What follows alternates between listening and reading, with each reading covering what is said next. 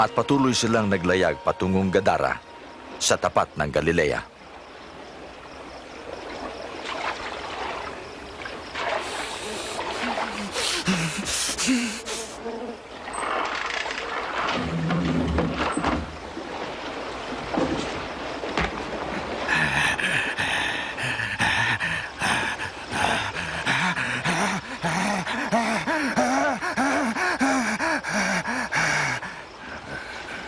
Jesus,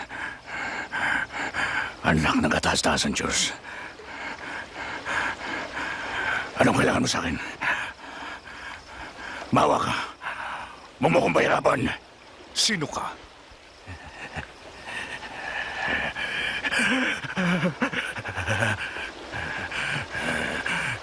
Leon. Panginoon, mawa ka. Huwag mo kaming dalhin sa kaliliman. Papasok na lang kami doon sa mga baboy.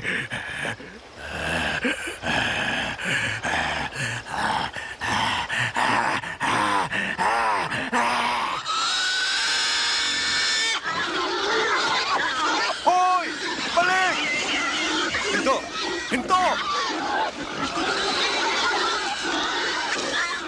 At lumabas ang mga demonyo sa lalaki Balik! at pumasok sa mga baboy.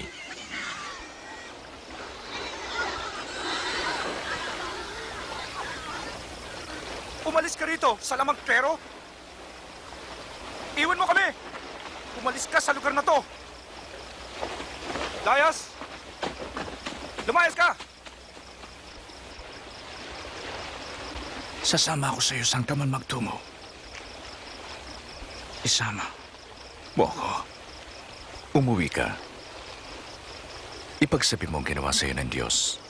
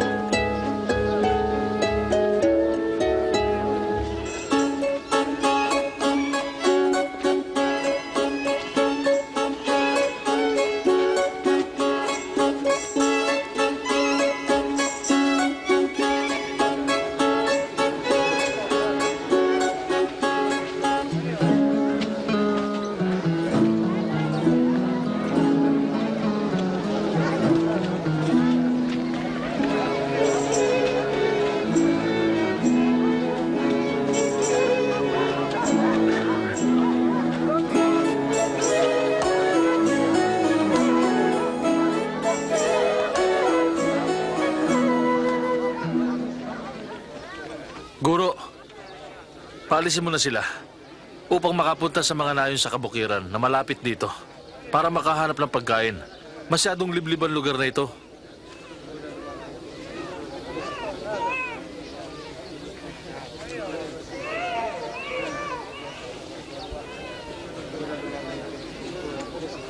Bigyan niyo sila ng makakain. Ngunit meron lang tayong 5 tinapay at 2 isda.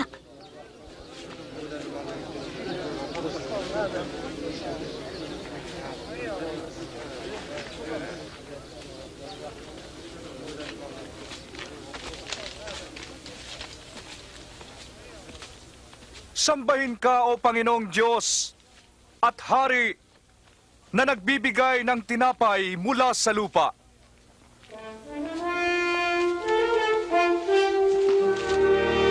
Himala!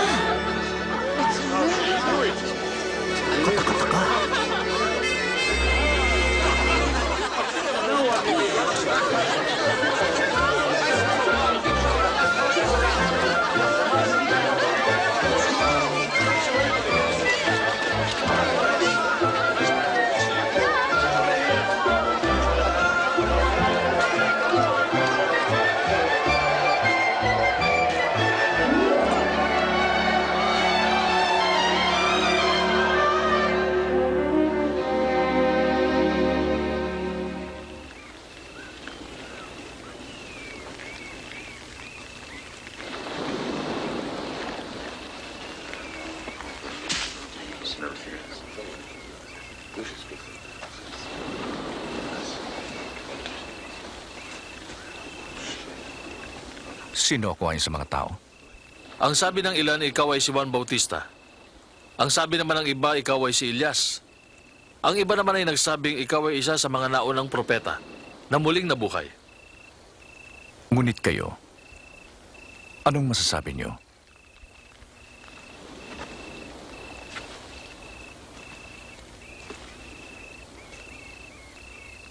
Ikaw ang Mesyas.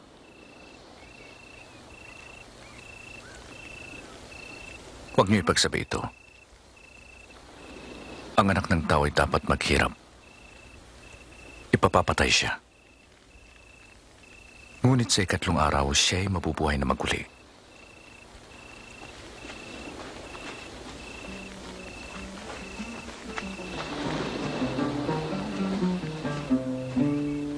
How clearly the sky when he spoke glory.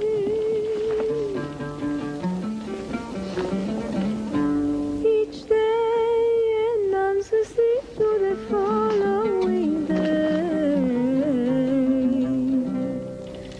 Each night repeats it to the next.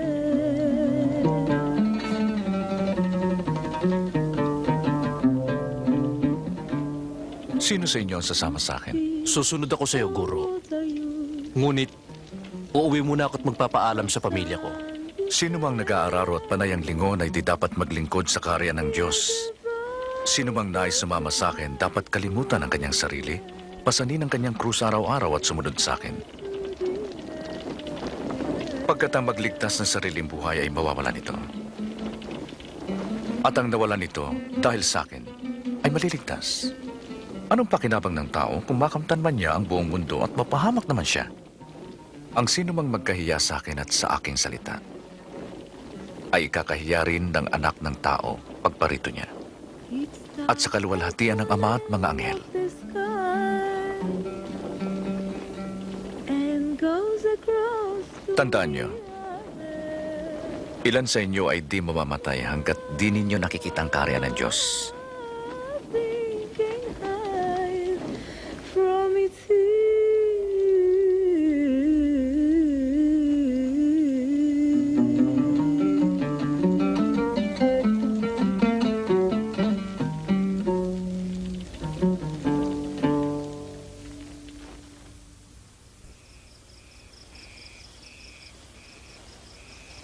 Isinama ni Jesus sina Pedro, Juan at Santiago upang manalangin.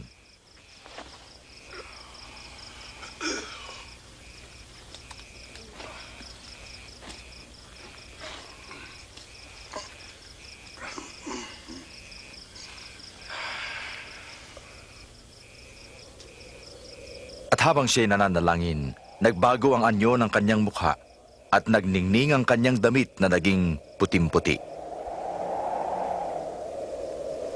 At biglang lumitaw sina Moises at Elias na may kaningningan at nakipag-usap kay Jesus. Tutuparin mo ang layunin ng Diyos. Mamamatay ka sa Jerusalem.